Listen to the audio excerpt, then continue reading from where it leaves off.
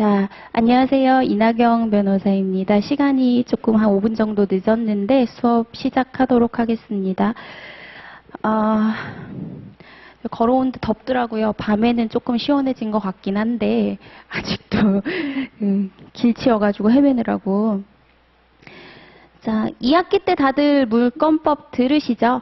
학교에서 들으실 것 같고, 뭐 민사소송법도 들으시나요? 2학기 때?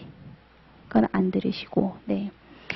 뭐, 저 같은 경우에는 물권이 2학점이었거든요.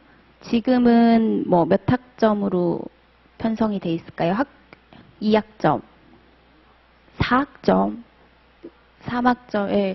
그 2학점이 최소죠. 그러니까, 근데 물권법이 중요하기 때문에, 그리고 제가 뭐 여름방학 말미에 이제 이 강의를 개설을 한 거는 제 스케줄 문제도 있었긴 하지만, 민법을 1학년 때 안 잡으시면 사실 계속 고생을 하셔야 돼요. 근데 그렇다고 2학기 때 물권법 수업이 이제 대부분의 학교에 들어있는데, 뭐, 다른 과목까지 다 하기에는 버거우실 수도 있으니까, 뭐, 물권법은 잡고 가자. 이런 생각으로 이제 강의를 개설을 우선 했고요.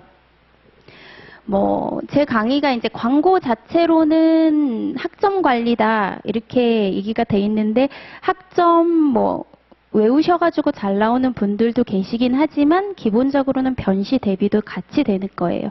아마, 기본으로 이제 들으시게 되는 강의가 늦어도 1학년 만약에 내가 민법이 부족하다, 그럼 1학년 겨울에라도 다시 하셔야 돼요. 교과서로 다시 가셔야 돼요. 그래야 3학년 때까지 고생을 안 하세요. 저희 때도 보면은 1학년 때도 이해를 해요, 마음을. 비법이시고, 이제 학교에 들어가서 시험은 당장 뭐 4월 달에 보니까 한 달 입학하고 이렇게 얼레벌레 하고 있다가 한 달 조금 20일 뭐 이 정도부터 기말고사래요. 그럼 또 버겁게 시험을 봐야 되죠. 그러면은 당장 시험은 봐야 되니까 또 암기장을 잡죠. 암기장이 나쁜 건 아니에요. 민법을 다 이해하신 다음에는 사례집, 뭐 암기장 이런 걸로 정리를 하실 때는 당연히 보셔야 되는 거예요, 나중에. 그런데 그게 안 된 상태에서 그런 거를 먼저 보신다. 그러면 그거는 계속 밑빠진 독에 물 붓기가 되실 확률이 커요. 공부해보셔서 알겠지만 민법은 난이도도 상당하고 양도 상당해요. 로스쿨 학생이 민법을 못 잡는다? 그러면은 정말 당장 학점이 문제가 아니고 변호사가 되려고 우리가 학교를 다니는 건데 변호사 시험에 합격하시기가 쉽지 않으세요.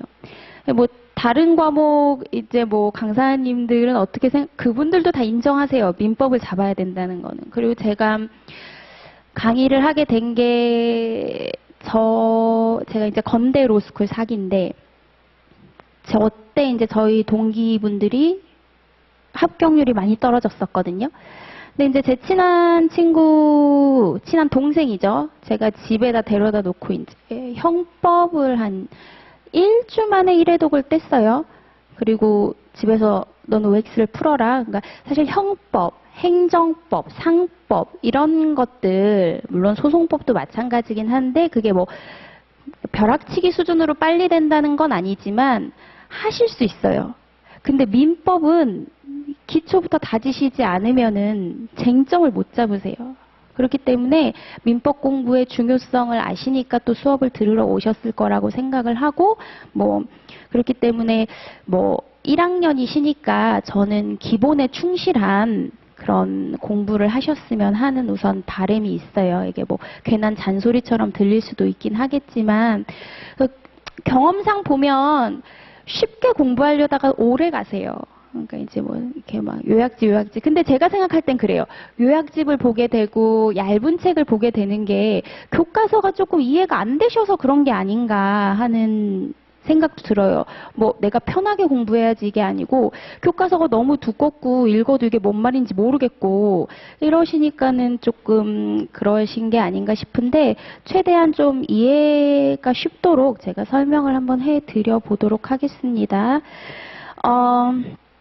우선은 강의 저 계획서를 보시면 아시겠지만 저희 2회 수업하고 하루는 테스트를 봅니다. 테스트를 보게 되고 그 사례형을 주요 쟁점별로 뭐 2문제에서 3문제 정도 내려고 해요. 그거를 이제 제출을 하시면 제가 첨삭을 해 드릴 거고, 그래서 뭐 기본 강의가 8회고 테스트가 4회니까 뭐 회차 자체는 뭐 저희가 그렇게 빡빡하게 나가지 않아도 될 것 같아요. 수업 자체는. 자, 먼저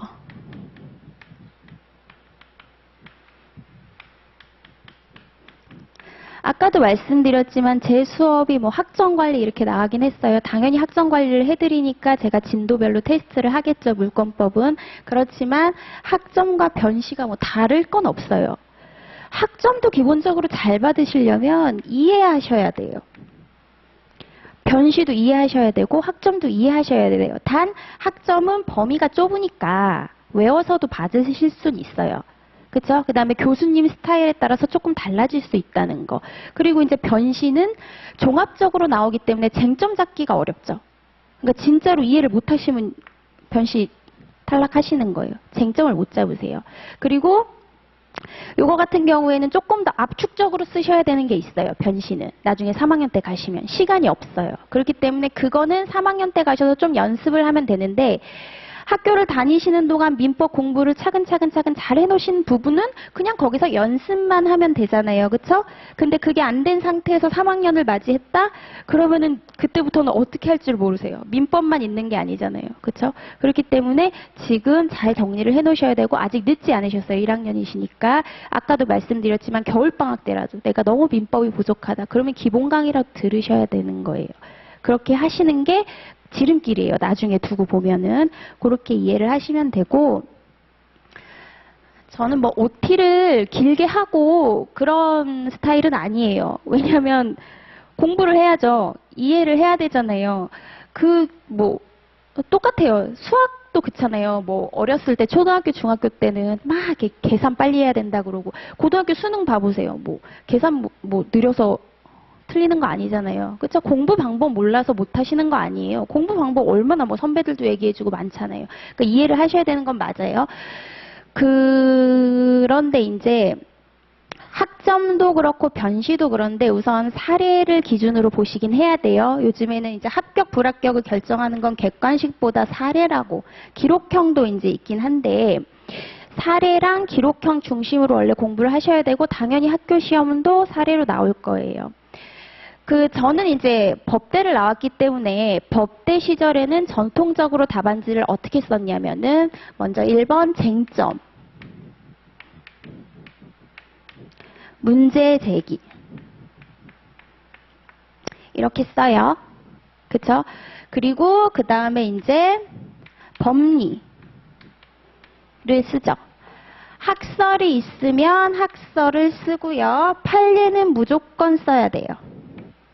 그쵸? 그 다음에 요거에 대해서 결론을 낼 때 논거를 쓰셔야 돼요. 네. 어떤 학설이 타당하다, 아니면 판례가 타당하다, 이유. 그쵸? 그 다음에 마지막 사안의 포섭.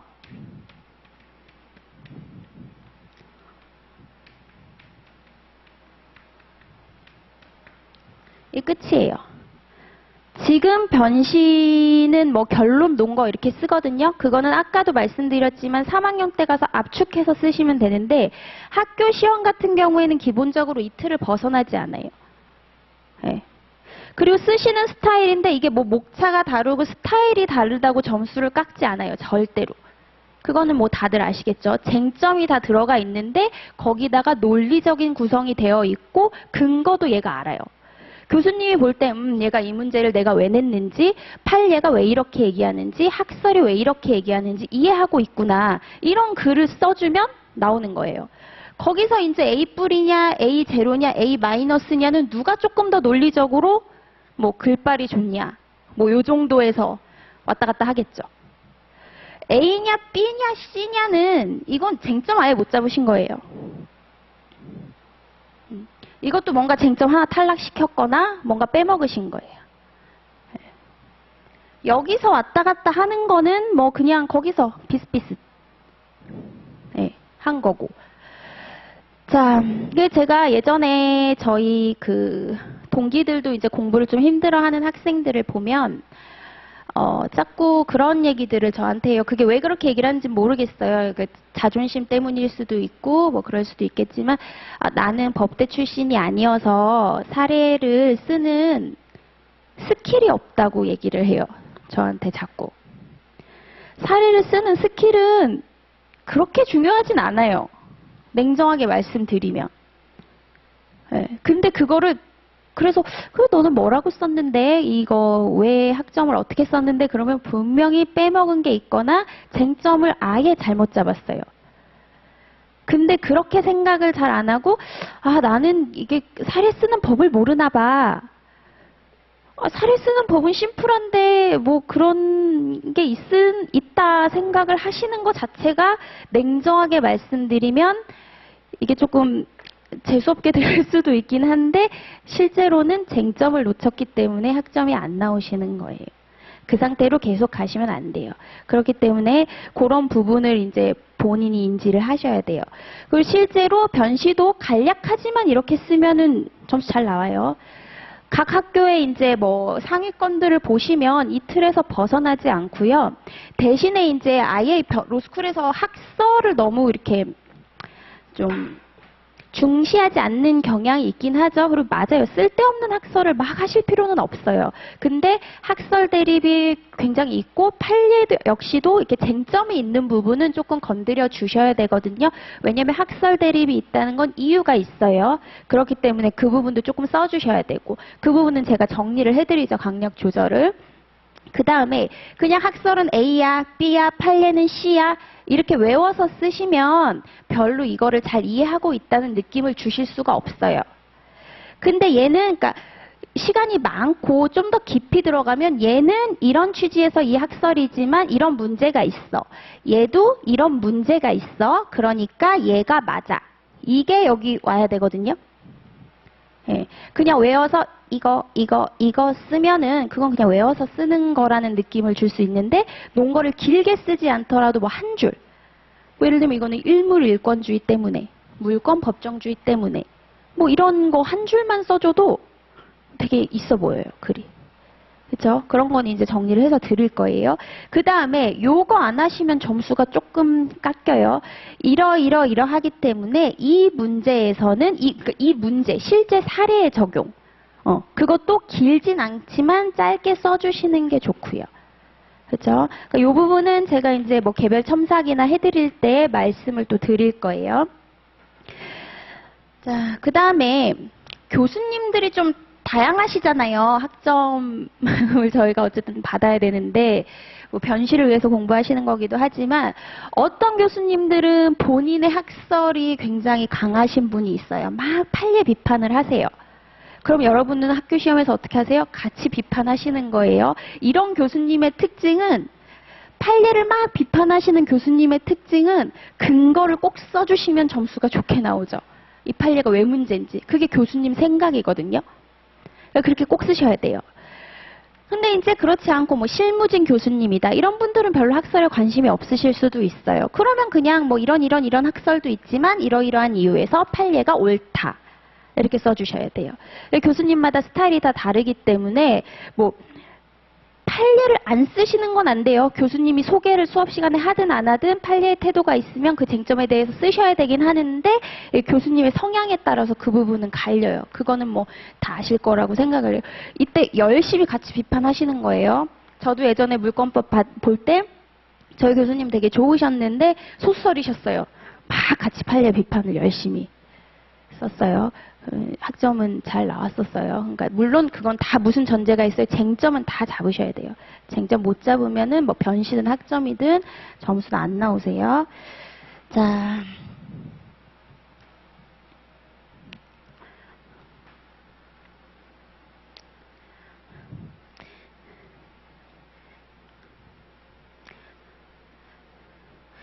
자, 민법을 어렵게 생각하면 끝이 없어요. 근데 여러분 뭐 하시려고 로스쿨 다니시는 거예요? 변호사 되시려고 로스쿨 다니시잖아요. 검사가 되실 수도 있고 판사가 되실 수도 있긴 한데, 그래서 기본적으로 책을 보실 때 항상 어떻게 생각을 하시면 좋냐면, 내가 변호사라면 이렇게 생각을 하시면 좋잖아요. 물권법이라는 것도 뭐 A랑 B가 계약을 체결을 해요. 이거는 이제 채권적 계약이겠죠. 매매 계약 같은 거.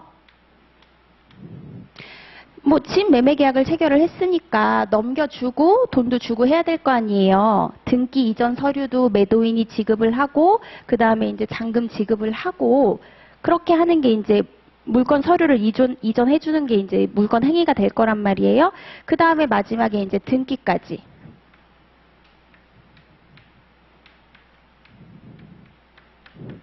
근데 이게 뭔가 문제가 생기니까 저희가 소송을 하고 소송을 했으니까 판례가 있을 거 아니에요. 그쵸? 저희가 그런 관점에서 생각을 하고 모든 판례를 조금 이해를 하려고 하면 그러니까 감이라 그래야 될까? 리걸 마인드라고 해요. 그런 거를. 그냥 글자가 글자로 보이는 게 아니고 이제 리걸 마인드가 형성이 된다는 건데 그런 거를 조금 제가 말씀을 많이 드릴 텐데 이해가 잘 안 가시는 부분이 있으시면 뭐 쉬는 시간이나 그런 때라도 저한테 아니면 뭐 개별적으로 다른 분들이 있으실 때 좀 하기 뭐 하시면 개별적으로라도 뭐 물어보시면 제가 알려드릴게요. 자, 그러면 짧게 한다고 너무 길게 했는데 이제 첫 번째 들어갈게요. 제가 이제 강의안이 뭐 제가 책이 당장 이게 뭐 이렇게 책으로 만들어질 수는 없기 때문에 강의안으로 드리는데 양이 적지는 않지만 이게 이제 나중에 강의 끝날 때는 학원에서 이제 제본으로 해가지고 나눠 드릴 거예요. 그거랑 이제 여러분들이 정리하신 거랑 해가지고 하시면 돼요. 자, 법전 다 갖고 오시라고 문자 받으셨죠? 못 받으셨어요? 제가 연락드렸는데 핸드폰 있으세요? 네, 핸드폰. 민법전 갖고 오셨네. 법을 공부하는 사람들이 법전을 안 갖고 온다는 거는 말이 안 되는 거예요. 저는 시험 볼 때 법전 다 제일 먼저 펴요. 내 친구. 뭔지 모르겠으면 법전 펴요. 뭐라도 법전에서 써요. 그런 마음으로 법전은 항상 제일 먼저 보셔야 되는 거고 그다음에 꼭 답안에도 서술을 하셔야 돼요. 제가 아까 빼먹었는데 참 규정 쓰셔야 돼요. 법 규정. 몇 조다 이거로 쓰셔야 돼요. 내용을 줄 쓰라는 게 아니고 뭐 186조면 186조, 187조면 187조 이거 쓰셔야 돼요. 자, 이거 법전이 없어가지고 제가 이따가 그러면 쉬는 시간에 그 물권법 파트만 조금 복사를 해서 보도록 할 텐데, 아이고,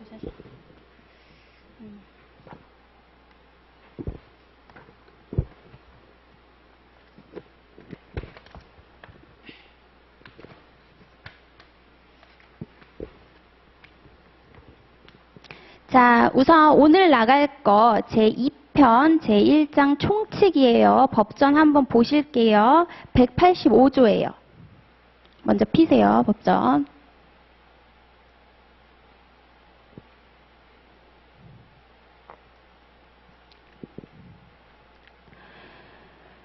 자, 제185조 물권의 종류. 물권은 법률 또는 관습법에 의하는 외에는 임의로 창설하지 못한다. 이 조문에 대해서 이제 교과서에는 설명이 막 몇십 장 나와요. 민법은 해석법학이거든요. 그렇기 때문에 그 해석을 저희가 다 해야 되니까 얼마나 양이 많고 힘들겠어요. 이게 딸랑 한 개인 것 같지만 여러분 법전은 항상 보셔야 돼요.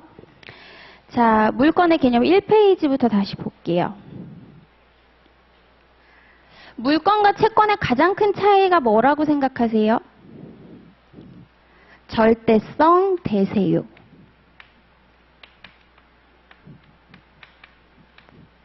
대세유.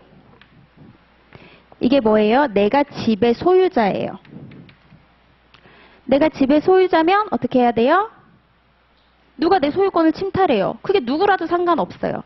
학생일 수도 있고 학생일 수도 다 나가. 내 거야. 라고 얘기할 수 있죠. 이게 대세유예요.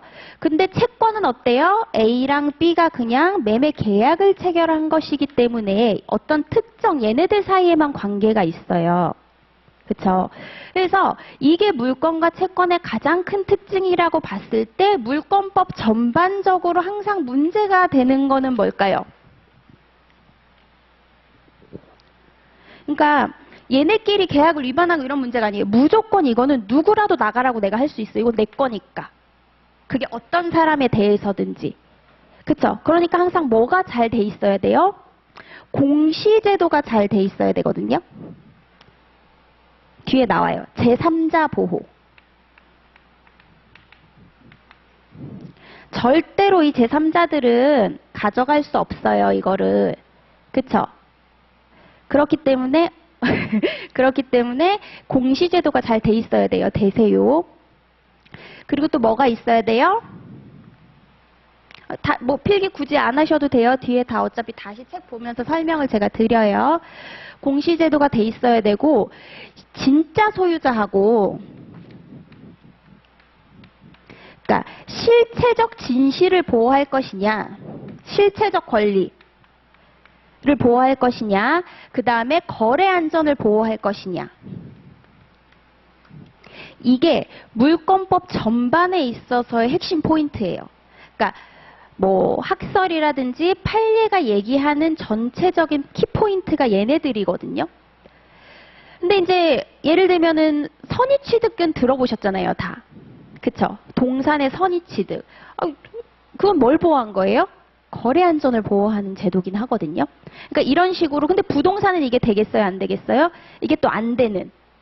약간 추상적일 수는 있지만 어쨌든 민법 전반에 제가 이거는 뭐 그냥 전반적인 내용이고 들어가면 구체적으로 말씀을 드려요. 얘가 물권법의 포인트다. 이런 거를 항상 조율하려고 해요. 판례는.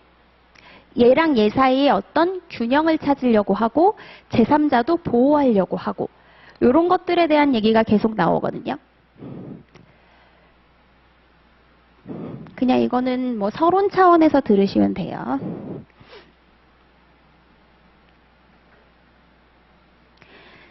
자, 이거를 항상 머릿속에 갖고 저희가 이제 진행을 할 거예요. 자, 물권의 개념 1페이지 한번 보실게요. 물권은 특정의 독립된 물건을 직접 지배하여 이익을 얻는 것을 내용으로 하는 배타적 독점적인 권리다. 그 전에 죄송해요. 제가 쓸데없는 얘기하느라고. 우선 제가 오늘 할 파트는 총칙 파트인데 이 중에서 우선 사례형에 나오거나 중요한 파트 먼저 정리 한번 하고 저희가 형광펜 안 갖고 계신 분은 색연필이어도 되고요. 같이 한번 형광펜 치고 갈게요. 왜냐면 이게 내용이 쭉 나오면 이게 뭐가 중요한지 잊어버리실 수가 있거든요. 3페이지에 일물일권주의 형광펜 한번 치고 갈게요. 제목에 그냥 딱 치시면 돼요. 뭐 별거 없어요. 네. 3페이지 일물일권주의 제목에 형광펜 짝 치시고요.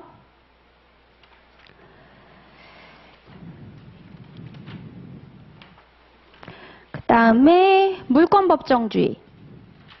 6페이지에 물권법정주의 형광펜 치고 가실게요. 이게 물권법 전반을 아우르는 매우 중요한 일반 원칙들이에요.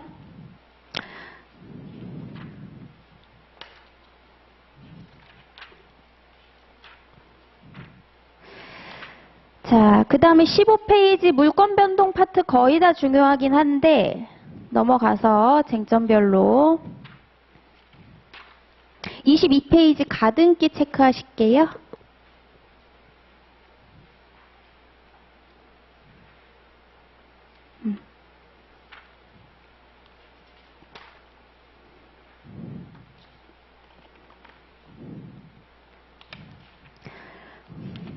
그 다음에 많이들 보셨겠지만 뭐 나오겠어요? 27페이지 중복보존 등기.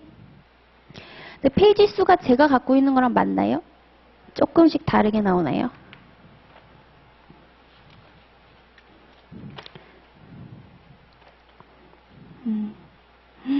아예, 예. 그러면 그 다음에 쭉 뒤로 한 장씩 넘겨서 보셔서 아시겠지만 뭐 양이 많아 보여도 대부분 판례이기 때문에 쭉 넘기셔서 무효등기의 유용이라고 있어요. 무효등기의 유용.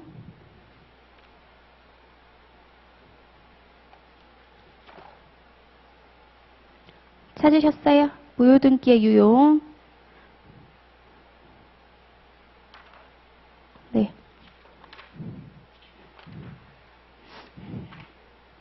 그 뒤로 쭉 가셔서 중간생략 등기.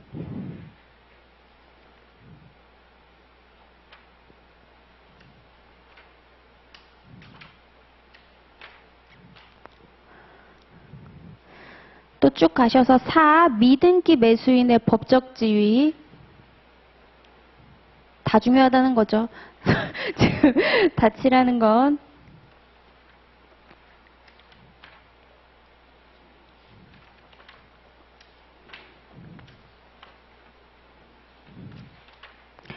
자, 거의 끝쯤에 가셔서 등기의 추정력 파트 있어요. 로마자 3번 등기의 추정력.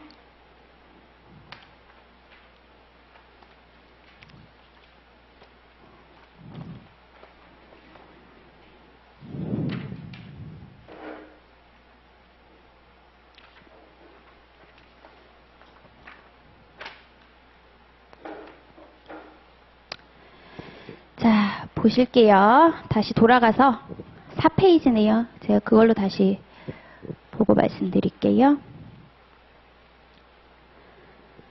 자, 물건의 내용, 이거는 다 배경 지식인데 그렇다고 이런 거를 안 하고 넘어갈 수 있냐? 그렇진 않아요. 아까 말씀드렸지만 물건의 기본 원리예요. 뒤에 가도 판례들을 이제 교과서들이 판례들을 다 안 그러면 양이 너무 늘어나니까 저는 판례를 이제 크게 실긴 했는데 양이 늘어나니까 이제 그 핵심 부분만 적어서 그렇지 판례를 나중에 쭉 보시면 이런 기본 원칙들을 얘기하고 있어요. 그만큼 이제 중요해서 이게 뭐 사례나 객관식용이 아니더라도 간단히는 보고 넘어가야 돼요. 1학년이신데 이걸 안 하고 무슨 쟁점만 볼 수 있다 이렇게는 안 돼요.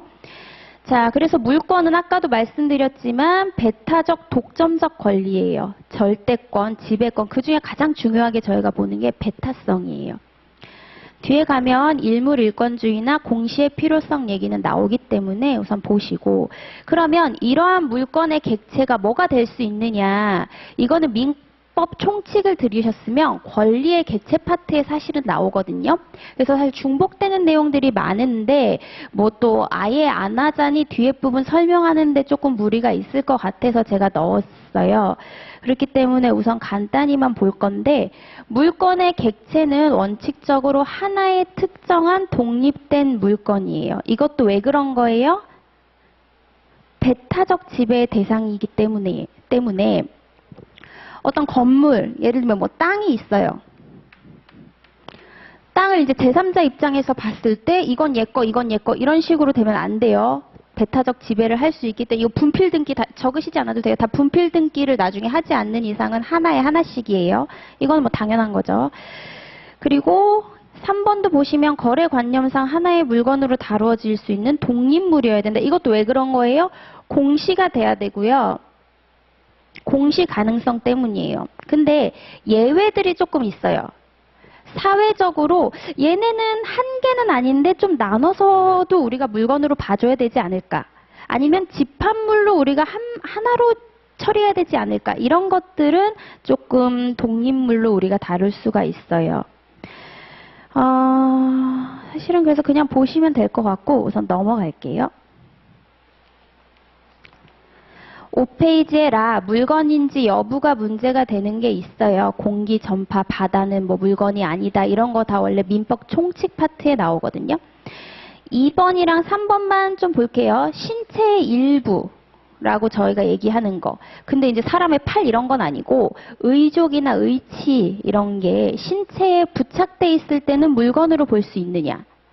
이거는 물건으로 볼 수 없겠죠. 부착돼 있을 때는. 다만 이게 분리가 되면 물건으로 볼 수 있다. 이건 별로 안 중요해요. 민법 총칙에 나오는 거고. 그다음에 사체 유골이 물건인지 여부에 대한 쟁점이 있고, 이거에 대한 그 밑에 보시면 전원합의체 판례가 나와 있어요. 별로 중요하겠어요? 안 중요하겠어요?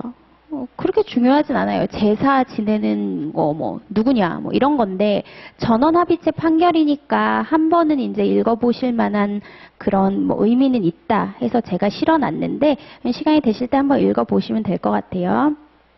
그 다음에 아까 형광펜 그으셨죠? 6페이지에 일물일권주의는 쟁점들이 조금 있어요. 여기서부터 이제 본격적인 거라고 생각을 하시면 되는데, 자, 원칙. 물건의 객체인 물건은 배타적 지배에 복종해야 하므로 원칙적으로 독립성이 있는 물건이어야 한다.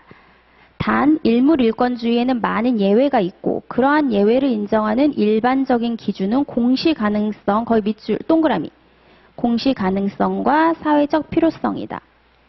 이런 거 사례에 나오지 않기 때문에 뭐 사례에 쓰라고 동그라미 치시라는 건 아니에요. 그냥 이해하시라고 치는 거고. 그러니까 결국에는 어떠한 상태가 하나의 물건으로 볼 수 있겠느냐. 밑에 가면 이제 예외들이 쭉 나오게 되는데, 예를 들면 이제 공장에 있는 물건들. 공장 가보시면 알겠지만 뭐 공장에 책상도 있을 거고 뭐 기기도 있을 거고 여러 가지 있을 거잖아요. 근데 이게 공장에 있는 물건 전체를 내가 저당을 잡고 싶다. 그럼 이걸 다 따로따로 할 것이냐, 아니면 집합물로 해서 얘도 집합물로 하나의 물건으로 봐줄 것이냐. 근데 얘는 사회적 필요성은 있을 수 있거든요. 내가 공장을 운영하는 사람이에요. 내가 가진 재산이 없어요. 뭔가 이거를 뭔가 담보로 제공을 해서 하고 싶은데 이거 뭐 책상 하나 뭐 기계 하나 이렇게 해가지고는 뭐가 되겠어요. 그냥 집합물로. 저희가 이렇게 필요할 때 예외를 둔다 이렇게 생각을 하시면 돼요. 자, 그래서 예외를 저희가 중요하게 봐야겠죠. 원칙은 간단하니까. 그래서 그 밑에 예외를 보시면 물건의 일부, 원칙적으로 물건의 일부는 독립된 권리의 객체가 될 수 없어요. 단 부동산의 일부는 용익물권의 객체가 될 수 있죠. 용익물권 뭐예요? 쉽게 생각하면 거기다 전세권 써놓으실게요. 전세권. 저희가 이용할 수 있잖아요. 그리고 한 동의 건물 일부는 구조상, 기능상 독립성이 있다면 구분 소유권의 객체가 될 수 있다. 이거는 이제 판례에서 맨날 나오는 문구고 뒤에서 나와요. 자, 판례 한번 볼게요. 거기. 일물일권주의의 원칙상 물건의 일부분, 구성 부분에는 물건이 성립할 수 없는 것이어서 구분 또는 분할의 절차를 거치지 아니한 채 하나의 부동산 중 일부만에 대해서 따로 소유권 보존 등기를 격려하거나 하나의 부동산에 격려된 소유권 보존 등기 중 일부분에 관한 등기만을 따로 말소하는 것은 허용되지 않는다.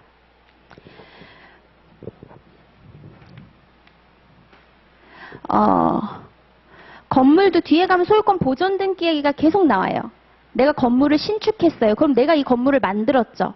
그럼 이전 등기를 하는 게 아니잖아요. 그렇죠? 보존 등기를 해야겠죠.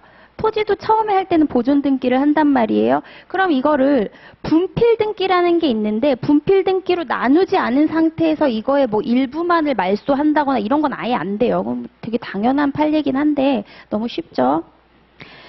자, 그래서 그 2번도 한번 읽어보시면 되고 2번 이제 집합물이에요. 집합물 거기 나와 있어요. 아까 얘기했어요. 제가 공장의 시설과 기계라든지 가축의 집단 이런 거. 원칙적으로 한 개의 물건이 아니니까 물건의 객체가 될 수는 없어요. 근데 공장의 시설과 기계, 뭐 광업물 이런 건 아예 법이 있어요. 근데 그렇지 않고 이제 밑에 집합물에 대한 양도담보 판례라는 게 있는데 이거는 뒤에 가서 양도담보 배울 때도 되게 중요해요.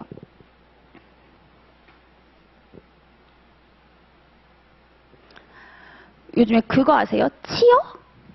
장어 새끼라고 그러던데 저희도 그런 사기 사건 하나 있었거든요. 투자하라 그래가지고 장어 사업에 그러면 수익이 잘 난다 그랬는데 수익이 잘 나면 그냥 내가 하지 뭐 몇 억씩 투자를 받아서 해요. 그러면은 거의 다 못 돌려받아요. 그래가지고 그냥 사기로 고소하는데 고소해도 돈은 잘 못 돌려받거든요.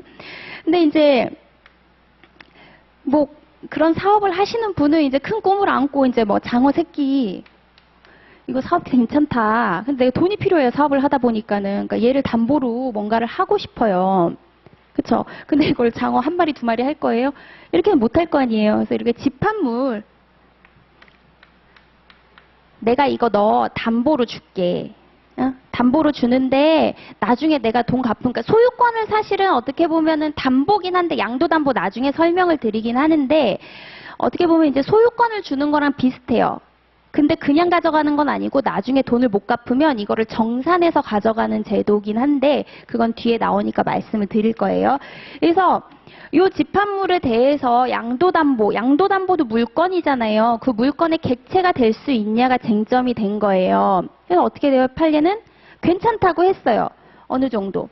그리고 또 이어서 어떤 판례가 있냐면 아니, 장어가 잘할 거 아니에요. 장어가 잘하니까 장어 잘한 거는 팔아야 될 거 아니에요. 그럼 여기 있는 건 일부는 팔고, 그 다음에 또 새끼 들여다 놓고, 이렇게 해야 될 거 아니에요. 그러니까 여기가 변동이 있는 거죠. 뭔가 물건의 객체인데 이렇게 변동이 있다? 그러면은 그러니까 주장을 해요. 나 여기 양도담보 했으니까 다 내 거야. 아니야, 여기 있던 거 이미 다 팔았어, 없어. 이건 다 새 거야. 네 거 아니야. 이렇게 얘기를 해요. 주장을. 그렇게 했을 때 어떻다는 거예요? 이거 전체에 대한 내가 양도담보를 설정을 했기 때문에 물건의 대상이 된다는 거예요, 이 판례는. 그래서 한번 보실게요, 1번. 성장을 계속하는 어류일지라도 특정 양만장 내의 뱀장어 등 어류 전부에 대한 양도담보 계약은 그 담보 목적물이 특정되었으므로 유효하다는 거예요. 얘가 커서 팔고 들어오고 해도 괜찮다는 거예요. 집합물에 대해서 2번 양도담보 설정 계약이 이루어진 이상 그 집합물을 구성하는 개개의 물건이 변동되고 그러니까 조금 더 추가적으로 말씀을 드리면은 이 사건을 실제로 들여다보면 둘이 계약서를 썼을 거 아니에요.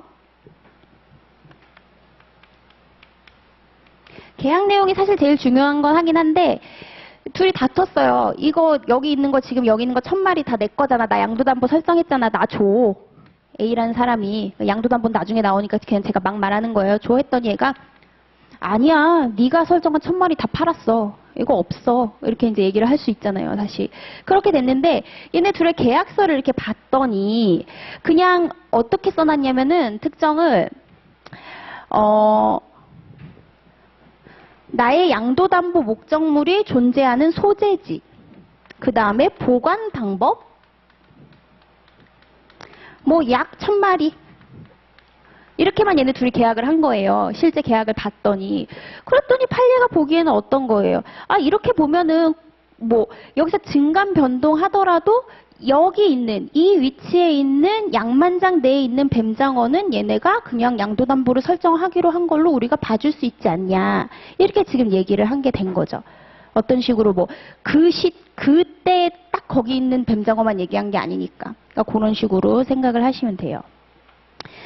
자, 그 다음에 2번도 비슷한 거예요. 집합물에 대해서 양도담보 설정 계약이 이루어진 이상 그 집합물을 구성하는 개개의 물건이 변동되고 제가 좀 아까 얘기를 했어요.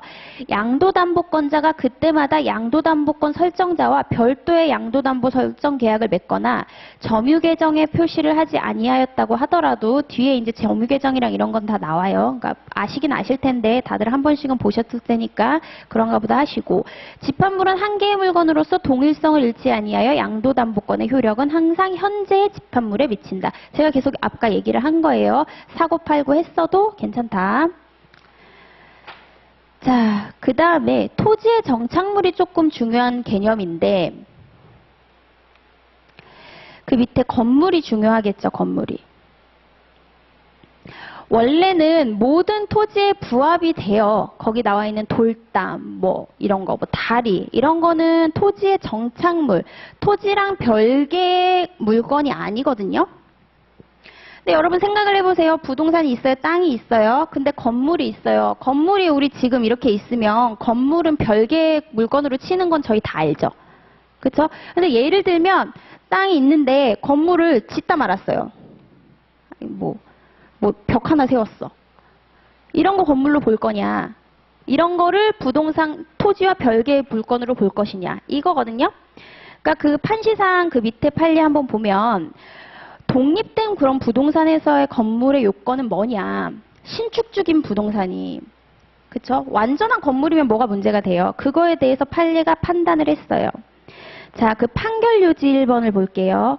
독립된 부동산으로서의 건물이라고 하기 위해서는 최소한의 기둥과 지붕 그리고 주벽이 이루어지면 된다. 거기 최소한의 기둥과 지붕 그리고 주벽이 이루어지면 된다의 형광펜 그으실게요. 밑줄 그으셔도 돼요. 이거 판례마다 얘기하고 있어요. 기준은 있어야 될 거 아니에요. 어떤 사람은 건물을 짓는데 벽 하나 지었으면 건물 지어졌잖아. 이럴 수도 있는 거고. 뭐 지하만 파놨는데 뭐 그럴 수도 있는 거고.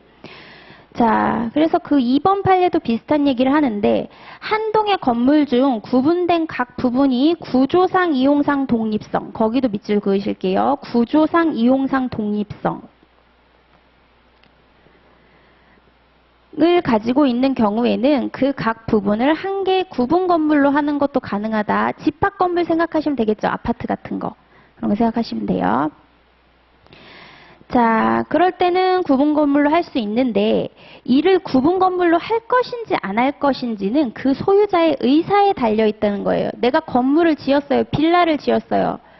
빌라를 지었는데 내가 이거를 구분 등기를 할 것인지 안 할 것인지는 소유자한테 달려 있는 거다. 자, 그렇기 때문에 맨 마지막에서 세 번째 줄, 이 경우에 소유자가 기존 건물에 맞춰진 등기를 이와 같이 증축한 건물의 현황과 맞추어 한동의 건물로서 증축으로 인한 표시 건물을 등료한 때에는 이를 구분 건물로 하지 않고 한동의 건물로 하려고 했다. 건물이 원래 있었어요. 이렇게 하면 증축을 못하니까. 불법 증축도 사실 많이 문제가 되거든요. 건물 같은 거 할 때. 이렇게 있었어요. 근데 여기다 이 사람이 증축을 했어요. 근데 구조상, 이용상, 독립성은 있어요. 이 층이. 그쵸? 근데 이 소유자가 어떻게 한 거예요? 그냥 하나로 등기를 해버린 거예요. 그럴 때는 뭐 아니라는 거죠. 근데 제가 사실관계 리팔리는 자세히 안 봐서 왜 이런 게 뭐 쟁점이 됐는지는 모르겠는데 뭐 그렇게 중요한 건 아니고. 자, 그 다음 판례, 전원합의체 판례면 그래도 중요하겠죠. 구분 소유의 성립을 인정하기 위해서 반드시 집합건물 대장의 등록이나 구분 건물 소유에 관한 등기가 필요하냐? 소극 아니라는 거죠. 자, 한동의 건물에 대해서 구분 소유가 성립하기 위해서는 객관적 물리적인 측면에서 한동의 건물이 존재하고 계속 똑같은 얘기를 해요. 구분된 건물 부분이 구조상, 이용상 독립성을 갖춰야 할 뿐만 아니라 그거를 그 밑에 각각 구분 소유의 객체로 하려는 구분 행위가 있어야 된다. 소유자의 구분 행위가 있어야 된다는 거예요. 좀 아까 그게 없으면 아니라 그랬잖아요. 아무리 구조상, 독립상, 이용성이 있어도. 그랬는데 이런 구분 행위가 있는데 그래도 거기에다가 집합건축물 대장의 등록이나 구분 건물 표시에 관해 등기까지 돼야 되냐. 그렇지는 않다고 판례가 얘기를 하는 거예요. 자, 다 읽어볼게요. 전원합의체 판례니까. 세 번째 뒤에 여기서 구분 행위는 건물의 물리적 형질의 변경을 가함이 없이 법률 관념상 건물의 특정 부분을 구분하여 별개의 소유권의 객체를 하려는 일종의 법률 행위로서 그 시기나 방식에 특별한 제한이 있는 것은 아니고 처분권자, 아까 소유자, 그 소유자의 구분 의사가 객관적으로 요 외부에 표시되면 된다. 외부에 표시되는 게 뭘까요? 그 밑에 나오죠. 상가 지어가지고 이거 분양받을 사람 그 소유자가 해요. 그 나오죠. 예. 그 밑에 건축 허가 신청이나 분양 계약을 통해서 장래 신축된 건물을 구분 건물로 하겠다는 구분 의사가 객관적으로 표시되면 이거는 존재하는 거다. 그러니까 이게 등기되지 않더라도 구분 소유의 성립이 인정된다라고 얘기하는 거죠. 건물 신축해서 뭐 등기나 뭐 이런 거 하기 전에도 뭐 분양 받을 사람 모집하고 이럴 수는 있는 거잖아요. 이런 얘기를 하고 있는 거예요. 뭐 중요하냐? 되게 중요하진 않죠. 그냥 건물 같은 경우에는 집합 건물은 뒤에 또 따로 나와요. 소유권에서. 그렇지만 판례들을 이런 식으로 보시면 가장 판례에서 맨날 쓰는 말들 있잖아요. 구조상, 뭐 기능상, 독립성 뭐 이런 것들은 뭐 계속 똑같은 논리가 되는 거죠. 그 다음에 이제 수목의 집단. 수목도 원래 땅에서 자라는 나무잖아요. 원래 토지랑 별개의 나무 안 같죠? 제가 글씨도 못 쓰는데 이제 그림도 못 그려요. 나무 이렇게 나무 있어요, 그쵸? 나무 되게 비싸요. 이거 할 때 아시죠? 산에 있는 뭐 큰 나무 이런 거 되게 비싸기 때문에 근데 이제 토지랑 얘가 별개의 물건이냐 이걸 할 때 나무가 비싸기 때문에 임목에 관한 법률이 있어요.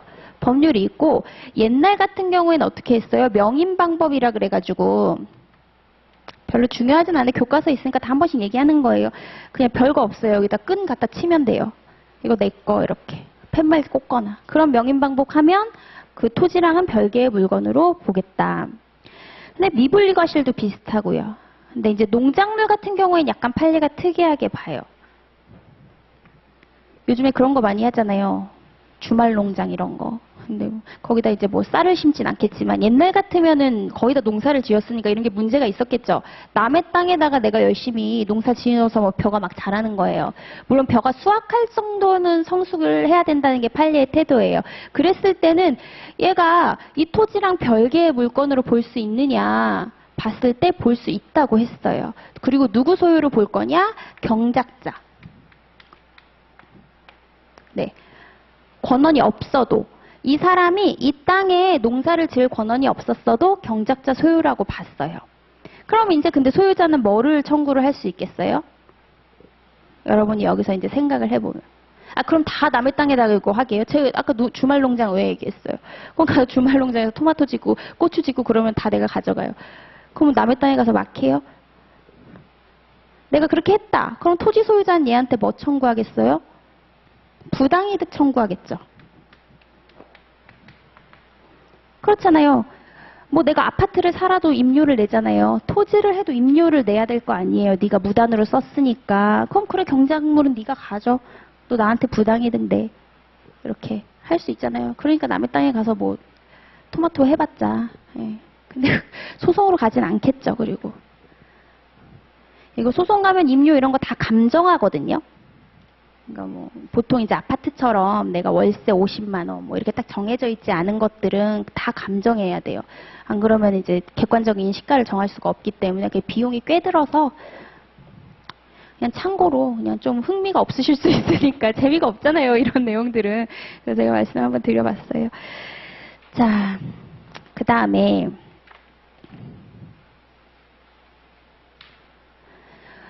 물권 법정주의, 아까 저희가 조문 처음 읽어봤을 때 185조에 있는데 물권 법정주의를 왜 물권법 앞에 딱 정해놨을까요? 아까 물권법의 큰 틀은 뭐라고 했어요? 큰 어떤 뭐라고 표현해야 되지?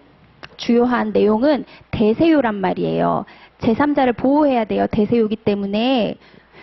그렇기 때문에 공시 방법이 중요하다고 했잖아요, 아까.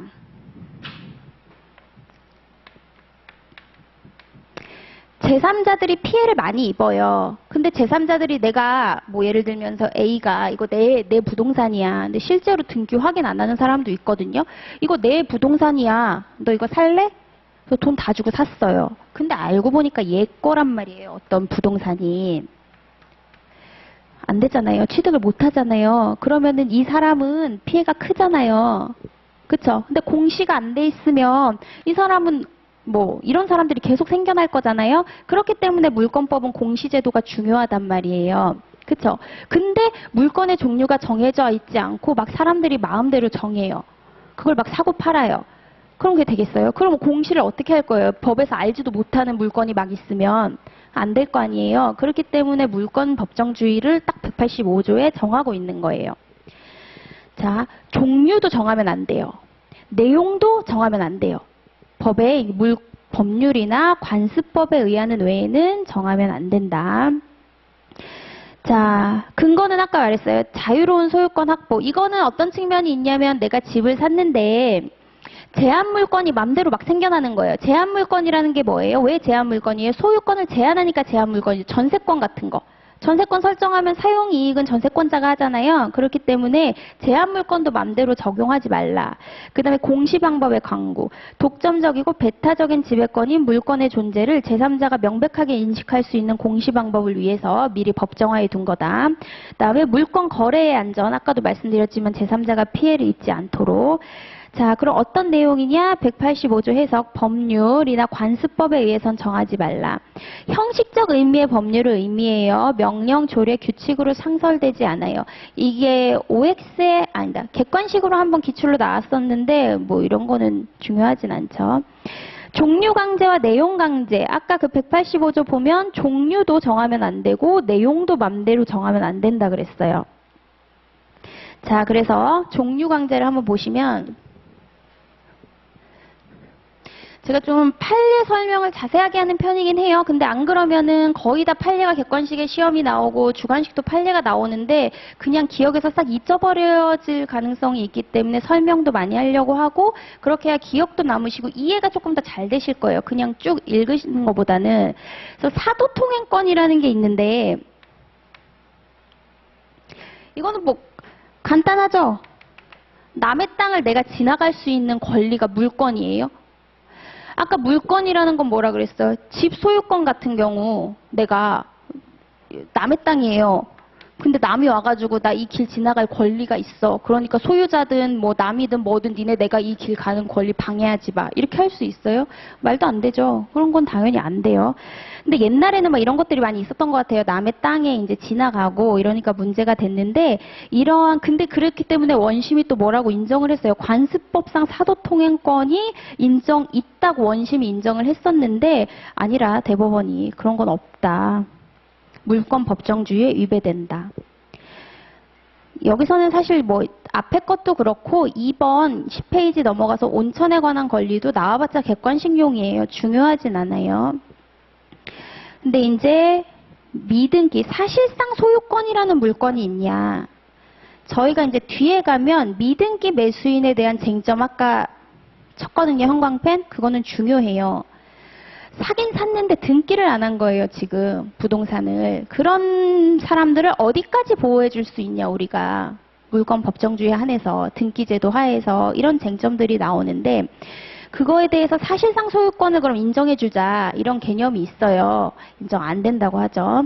미등기 무허가 건물의 양수인이라도 그 소유권 이전 등기를 격려하지 않는 한 그 건물의 소유권을 취득할 수 없고 소유권에 준하는 관습상의 물권이 있다고도 할 수 없으며 그러한 사실상 소유권이라고 하는 포괄적인 권리 또는 법률상 지위를 인정하기도 어렵다. 아마 이거는 여러 가지 이런 사례에서 왔겠죠.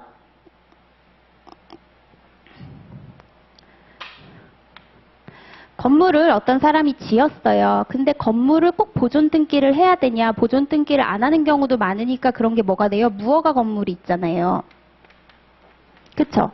이 무허가 건물을 무허가 건물인 채로 A가 B에게 넘긴 거예요. 그럼 이 사람이 미등기 무허가 건물의 매수인이 되는 거거든요. 근데 분명히 내가 원래 건물은 뒤에도 나오지만 지은 사람이 원시 취득을 해요. 내가 지었잖아요. 그 지은 사람 거예요. 근데 얘가 그러니까 그 사람한테 샀으니까 내가 주인이 맞아요. 등기는 안 했지만 그냥 우리가 속칭하는 말로는 그렇잖아요. 근데 이거를 누가 점유하고 있어요. C라는 애가. 그쵸? 그러니까 얘를 어떻게 하고 싶은 거예요. 방해배제도 하고 싶고 나가라고도 하고 싶고 이렇게 하고 싶은데 그런 건 이제 물권적 청구권이란 말이에요. 소유자가 할 수 있는 거잖아요. 그러니까 근데 얘를 뭔가 보호는 해줘야겠긴 하고 어떻게 할 것이냐. 그러면은 사실상 소유권이라는 걸 우리가 인정해 줄까? 이런 얘기가 나오는 거거든요.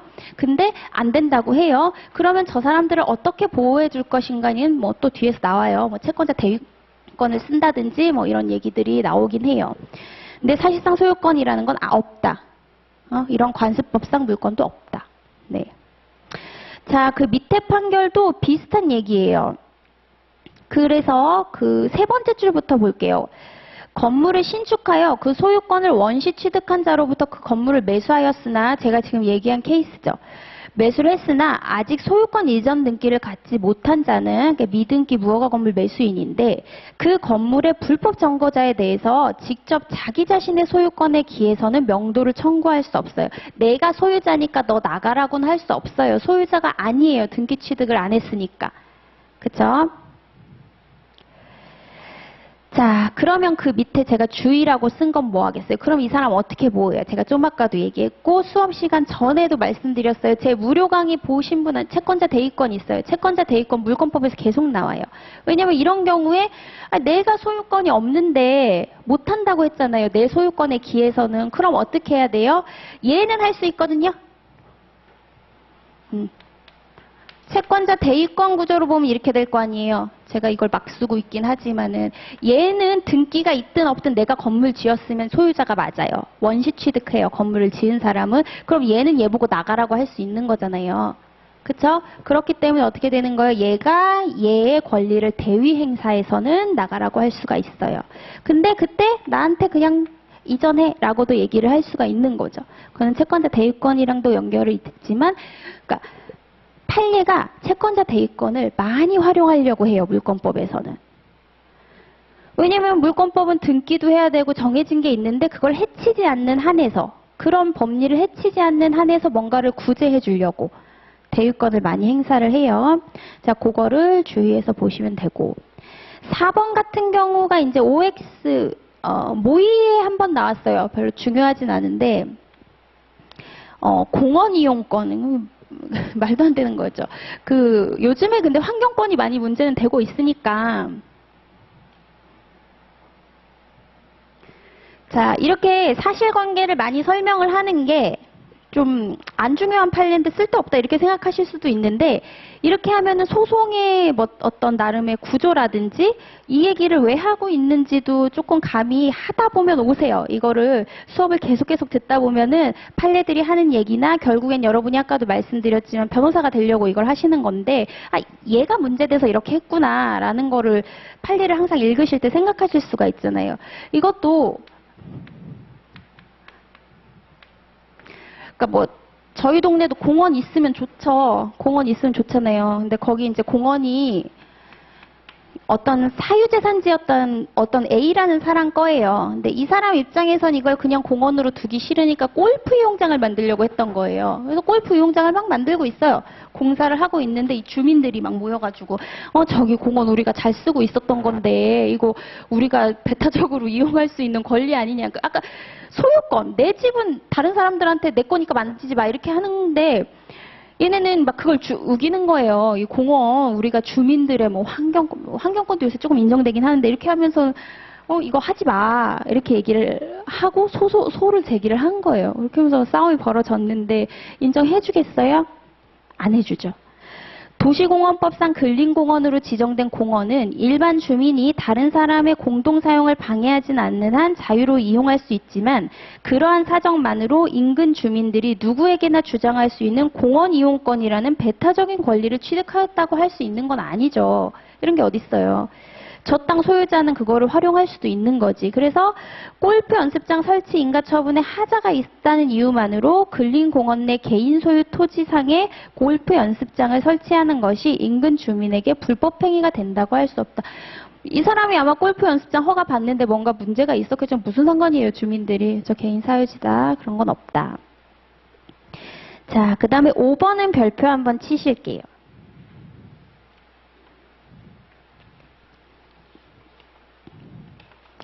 요즘에 소유권의 사용 수익 권능 포기 관련 판례가 조금 있어가지고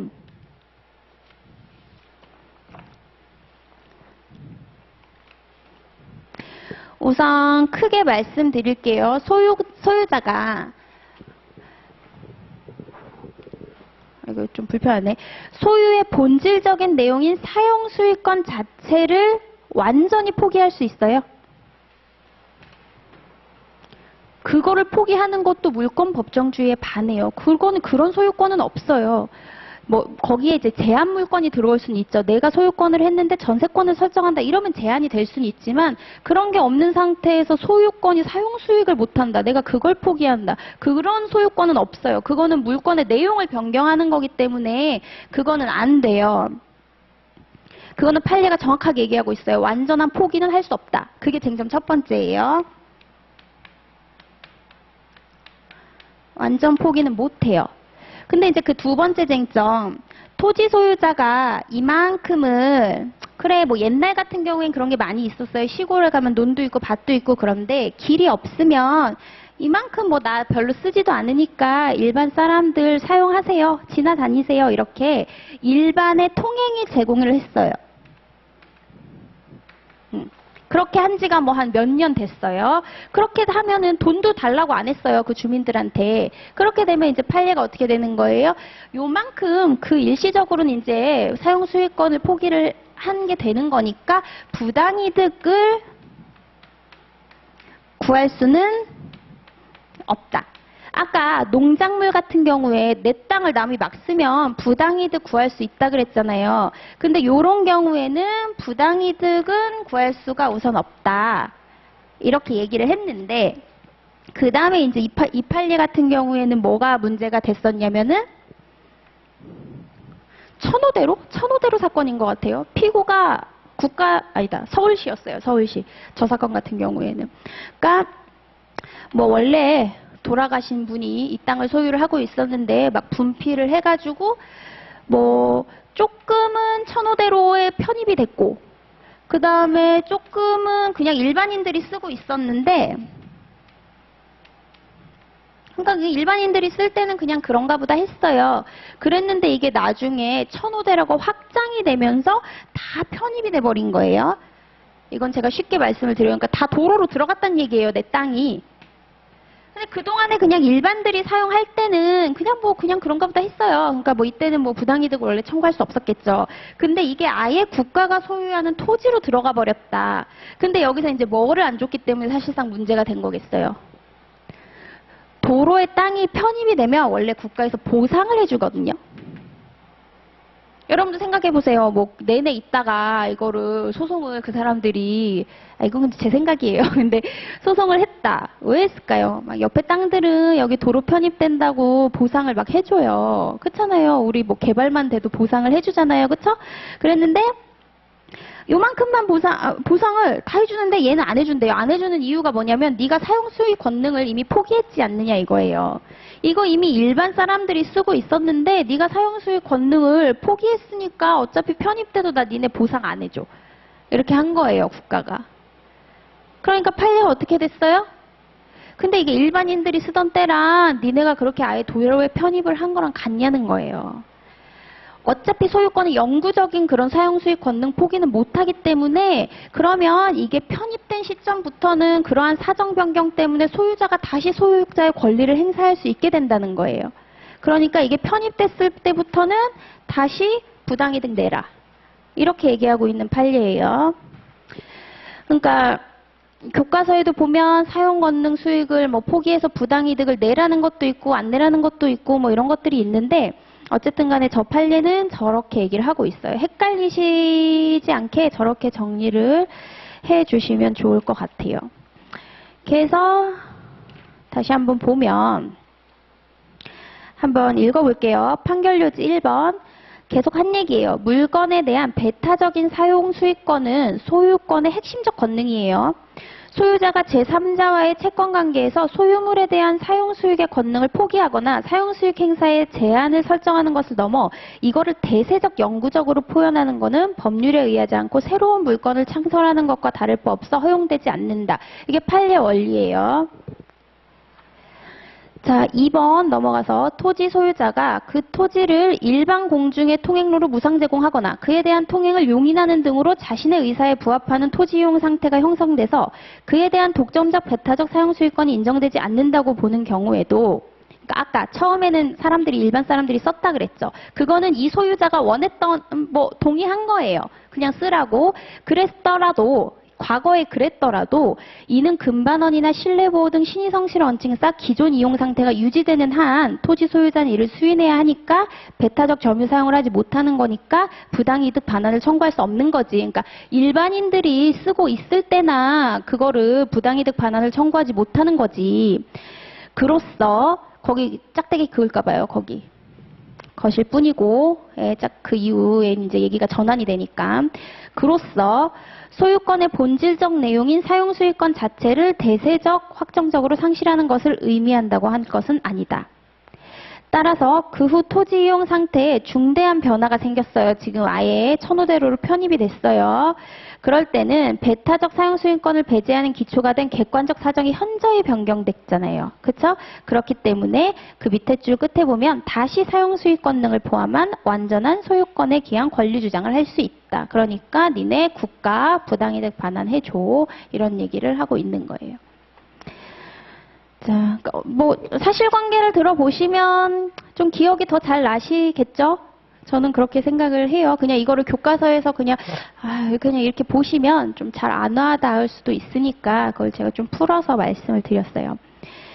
자, 그 다음에 2번 내용 강제. 내용도 함부로 그러니까 만들면 안 된다는 얘기를 하고 있고, 그랬을 때 위반 185조 강행 규정이에요. 따라서 물권 법정주의에 반하는 법률행위는 무효이다. 물권 법정주의에 반하는 채권행위 역시 무효인지에 대해서는 견해 대립이 있는데, 그러니까 뭐 예를 들면 팔 수 없는 물건을 팔았다. 그랬을 때 이제 뭐 당사자들의 약속 자체까지 뭐 우리가 무효로 볼 것이냐, 그들이 뭐 그 계약을 이행하지 못하게 됨으로써 서로 책임을 주고받는 것까지 무효냐, 물권 행위는 못한다 하더라도 뭐 그거에 대해서는 뭐 아예 종류를 만든다, 새로운 종류의 물건을 만든다, 그런 건 안 되겠죠. 그건 안 되지만 그 내용 강제, 일부 내용이 조금 잘못된 거라면 그 부분, 무효인 부분만 빼고 유효인 걸로 할까? 뭐 이런 의견도 있어요. 근데 이제 뭐 크게 중요하진 않고. 자, 물건의 종류는 한번 그냥 보시면 돼요. 자, 물건의 효력. 중요하죠. 자, 물건 상호간에, 그 일물일권주의인데 한 토지 안에 소유권이 2개 형성될 수 있어요? 안 되죠. 그건 안 돼요. 그러면 저당권은 한 건물 안에 2개 성립할 수 있어요? 있어요. 그런 거를 양립 가능하다 그러거든요. 그런 거는 가능해요. 다만 그렇게 양립 가능한 애들은 뭐가 있겠어요? 순서가 있죠. 순위가 있어요. 네. 그 얘기를 하고 있는 거예요. 먼저 성립한 게 우선해요. 자, 그 다음에 뭐 나머지는 그렇고, 채권에 대해서도 그러니까 기본적으로는 우선적 효력이 있죠. 저당권 아시죠? 저당권이 일반 채권자들에 비해서 우선하는 거는 당연히 아실 거고. 그거 하나만 볼게요. 그 최우선 하는 것 중에 임대차 보증금 최우선 변제권.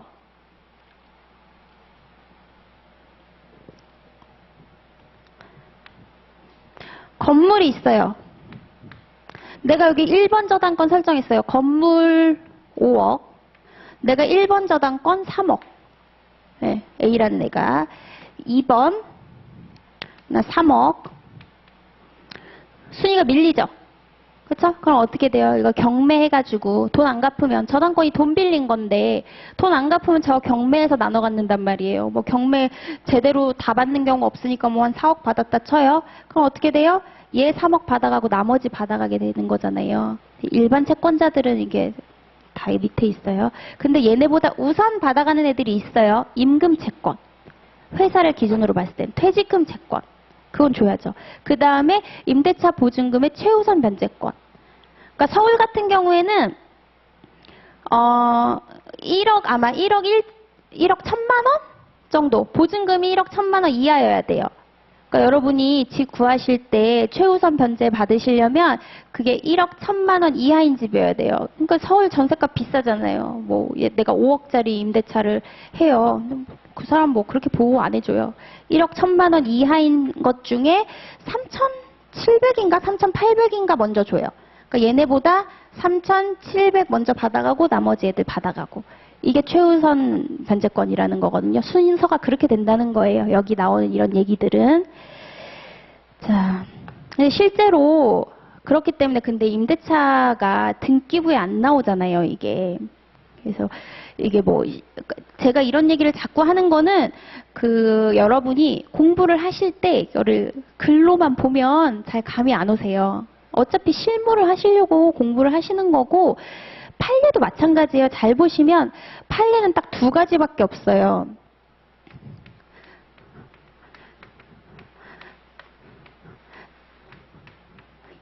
뭐 쓸 내용도 판례 딱 보면 당연하지. 법리상 당연해.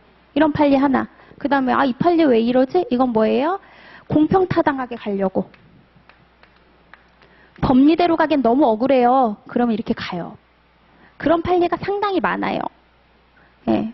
그렇단 말이에요. 그러니까는 여러분들이 판례를 교과서에서 많이 보실 때도 법리 그대로인 판례는 얼마나 쉬워요. 그쵸? 계속 똑같은 얘기 하잖아요. 그 판례들이. 그럼 어렵지가 않은데 거기서 약간 예외를 두는 것들이 어려운데, 그런 것들은 보통 이제 진짜 실제 상황에서 공평타당성을 맞추려고 하는 거란 말이에요.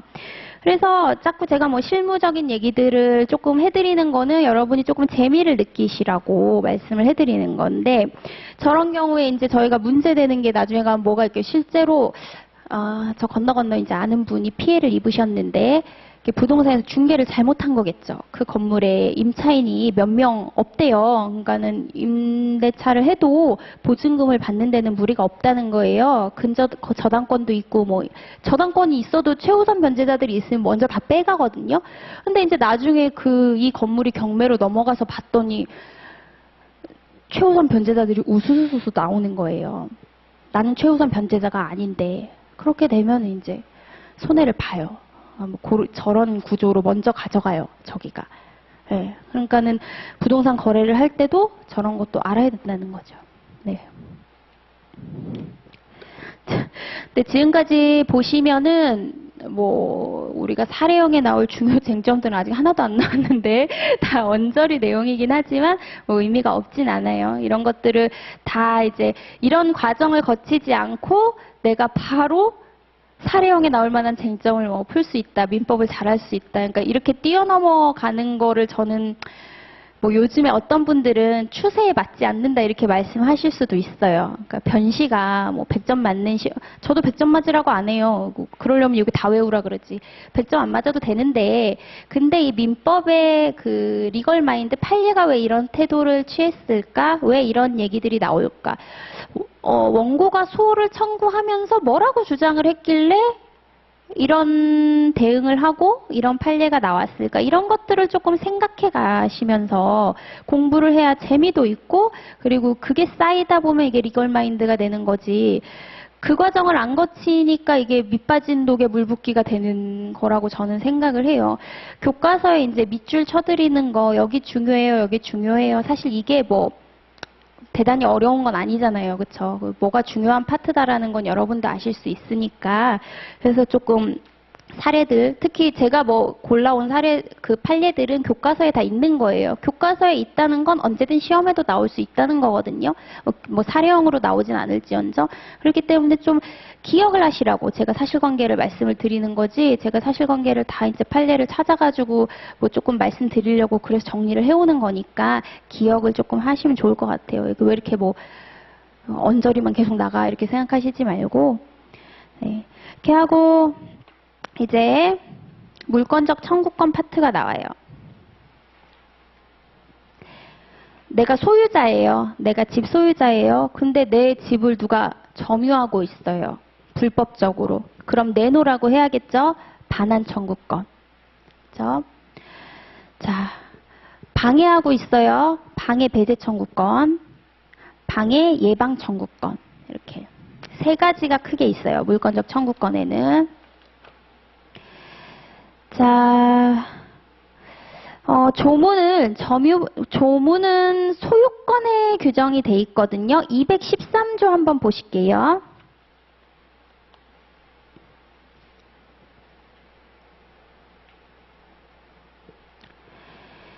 자, 213조 소유물 반환 청구권. 소유자는 그 소유에 속한 물건을 점유한 자에 대하여 반환을 청구할 수 있다. 그러나 점유자가 그 물건을 점유할 권리가 있는 때에는 반환을 거부할 수 있다. 214조 소유물 방해 제거 방해 예방 청구권. 소유자는 소유권을 방해하는 자에 대하여 방해 제거를 청구할 수 있고, 소유권을 방해할 염려 있는 행위를 하는 자에 대해서 예방이나 손해배상의 담보를 청구할 수 있다. 이거 소유권 파트에서 나오기는 하겠죠, 뒤에 가면은. 근데 여러분이 예를 들면 소유권에 기한 물권적 청구권을 행사하는 사례가 나왔다. 213조나 214조 조문 그러니까 한 단어. 민법 213조, 민법 214조 이거 써주시라는 거예요. 자, 그 규정을 다른 그런 권리에 다른 물건에 준용해요. 거기 보시면 지상권, 지역권, 전세권, 저당권에 준용을 하는데 뭐 이런 거는 그냥 그렇구나. 나중에 보시면 되고요. 자, 3번을 보시면 점유를 요소로 하지 않기 때문에 나한테 반환하라고 하는 물권적 청구권은 없어요. 쉽게 생각하면 저당권은 담보잖아요. 예, 담보 잡아놓는 거니까 내가 뭐 그 건물 점유하는 거 아니잖아요. 뭐 나한테 반환해라 이런 거 없는 건 당연하죠. 그렇게 보시면 되고, 유치권에는 또 규정이 없어서 근데 점유보호 청구권이라는 게 따로 있거든요. 그러니까 유치권은 점유를 해야 생기는 권리인데 이것도 뒤에 가면 얘기가 나오는데 점유보호권만 청구가 된다. 그다음에 질권에도 규정이 없는데 이거는 입법에서 잘못 빼먹은 거다. 입법의 불비다. 당연히 질권에도 성립한다라는 견해가 다수설이긴 해요. 이런 거는 사실 그냥 보시면 돼요. 뭐 객관식으로도 요새는 잘 안 나와요. 근데 이제 6번은 그래도 체크 한번 해보실게요. 그 밑에 판례 때문에 객관식에 한번 나왔고 이런 거는 뭐 나올 수 있어요. 임차권이랑 연결돼서 중요하기 때문에. 자, 밑에 판례 먼저 볼게요. 등기된 임차권에는 용익권적 권능에 임차 보증금 반환 채권에 대한 담보권적 권능이 있다. 임차권 등기할 수 있잖아요. 용익권적 권능이 뭐예요? 내가 거기서 사는 거. 그쵸? 용익권, 전세권 생각하시면 돼요. 지금은 용익물권을 다 안 배웠으니까 사실 우리나라에서 우리가 전세 얘기하는 것도 다 임대차잖아요. 전세권 등기하는 사람 없어요. 그거 다 임대차예요. 임대차인데 어쨌든 간에 용익물권 하면은 전세권 생각하세요. 내가 거기서 산다고. 내가 그걸 이용한다고. 그쵸? 그러니까는 등기된 임차권에서 용익물권적 권능이라고 하면 내가 거기서 살 수 있는 거. 그쵸? 근데 이제 담보권적 성격은 뭐겠어요? 내 보증금. 등기가 돼 있잖아요. 아까 등기된 임대차 같은 경우에는 보시면은 그 순위가 그러니까 먼저 된 순서대로 가거든요. 예. 그 채권이랑 물권이 효력이 순서대로 가요. 그래서 보니까 담보권적 권능도 있다는 거예요. 내가 임대차 보증금 1억 냈으면 그 등기된 임차권에는 1억 담보권적 권능이 있어요. 그러면 임대 기간이 종료했어요. 그러면 용익권적 권능은 임차권 등기에 말 수 없이 곧바로 소멸하나? 뭐 했어? 나 나와야 되잖아요. 계약 끝났잖아요. 월세 계약 끝났잖아요. 그럼 나 나와야 되니까 용익권적 권능은 끝났다는 거예요. 근데 돈을 못 받았어요. 임대차 보증금을. 그럼 어떻게 되는 거예요? 담보권적 권능은 곧바로 소멸하면 안 되죠. 등기 계속 남겨놔야죠. 내가 이사해도. 그쵸? 임차권 등기 명령 있잖아요. 명령제도. 네. 그렇다고 할 것이어서 임차권자는 임대기간이 종료한 후에도 임차보증금을 반환하기까지는 임대인이나 승계인에 대하여 임차권 등기의 말소를 거부할 수 있죠. 아, 돈 줘. 돈 받으면 나갈게. 그렇죠? 따라서 임차권 등기가 원인 없이 말소가 된 때에는 그 방해를 배제하기 위한 청구를 할 수 있다. 이렇게 얘기를 하고 있어요. 판례도. 이해 가시죠? 내가 집을 열세 계약 끝나서 나와도 그렇게 해서 용익물적 권능이 사라져도 내가 이제 담보권적 기능은 남아있기 때문에 내가 그거에 한해서는 등기에 대해서 방해를 배제 청구할 수 있다. 말소가 되면 이 얘기를 하고 있어요. 그 다음에 다른 청구권과의 관계도 형광펜 하나 그으실게요. 왜요? 나중에 종합적인 사례 쓰실 때는 다 검토하셔야 돼요. 이거. 지금 물권 파트 자체에서만은 그렇게 중요하다고 하지 않을 수도 있지만 여러분이 이제 나중에 어차피 종합적인 사례를 보실 거 아니에요. 내가 물권적 청구권도 행사할 수 있지만 불법행위도 청구할 수 있으면 둘 다 쓰셔야 되겠죠. 그런 개념에서 같이 보셔야 돼요. 근데 이제 불법행위하고 물권적 청구권은 약간의 이제 뒤에 가면 제가 판례가 또 나오면 그때도 또 이해가 쉽게 설명을 해드릴 텐데 성립요건을 보면 물권적 청구권은 물권에 대한 침해가 있거나 침해의 위험성만 있어도 성립해요. 거기 침해의 위험성이 사실은 불법행위에서는 잘 없는 거거든요. 불법행위는 손해가 발생을 해야 되잖아요. 그쵸? 그 대신이 아니고 침해의 위험성만 있어도 성립을 해요. 물권적 청구권은. 그리고 또 침해자의 고의과실도 요하지 않아요. 당연하죠. 내 집인데 누가 무단 점유했어요. 너 나가. 네가 고의든 과실이든 너 나가. 맞죠? 이렇게 할 수 있어요. 근데 이에 반해 불법행위에 의한 손해배상 청구권은 아까도 말씀드렸지만 침해 위험성만으로는 안 돼요. 현실적인 침해가 있어야 되고 그 다음에 그 침해를 한 사람들에게 고의과실 귀책 사유가 있어야 돼요. 그러니까 어떤 경우에 경합하겠어요? 내 집을 누가 침해했어요? 그 사람에게 고의과실이 있어요? 그럴 때는 둘 다 할 수 있어요. 그럼 사례에서 물권적 청구권도 쓰시고 불법행위 손해배상 책임도 쓰실 수가 있겠죠. 자, 그 다음에 이제 효과가 다르잖아요. 효과도. 물권적 청구권은 내 집 내놔. 다시 돌려놔. 방해하지 마. 이렇게 되는 거고, 불법행위 같은 경우에는 너 불법행위 했으니까 나한테 돈 줘. 손해배상해. 이렇게 차이가 있어요. 부당이득 청구권도 아까도 얘기가 나왔지만 부당하게 점유하면 부당이득 청구권 할 수 있고. 자, 그 다음에 이제 계약상 청구요. 자, 임대차가 대표적으로 저희가 많이 하는 거기 때문에 얘기를 하면 A랑 B가 임대차 계약을 체결을 해요. 임대차 계약을 체결을 하죠. 근데 임대차 계약이 종료됐어요. 소유자. 임대인이죠. 얘는 임차인. 자, 얘한테는 어떤 권리가 두 개 있어요? 소유자잖아요. 그 전까진 얘가 정당한 권한이 있었잖아요. 살 권리가 임대차 계약이 돼 있었으니까. 근데 이제 권한이 없어졌으니까 얘는 뭘 행사할 수 있어요? 소유권에 기한 물권적 청구권. 반환. 아까 213조였나요? 214조였나요? 그쵸? 213조, 214조에 기해서 물권적 청구권을 행사할 수 있어요. 반환에. 그 다음에 또 한 가지 뭐? 계약에 기해서. 우리가 보통 하는 게 이거예요. 임대차 계약 종료했잖아. 그 계약 보면 어떻게 돼 있어요? 임대차 계약이 종료하면 목적물 반환하고 보증금 반환받기로 했잖아요. 그 동시행과 관계에 있기는 하지만, 그쵸? 그러니까는 계약이 종료했으니까 얘는 반환할 의무가 생기고, 그 계약 내용에 따라서도 A라는 사람은 달라고 얘기할 수 있는 거죠. 이 두 가지가 경합할 수 있어요. 자, 그 다음에 이제 그 밑에 판례가 있는데, 밑에 판례도 이제 교과서에 좀 나와 있어요.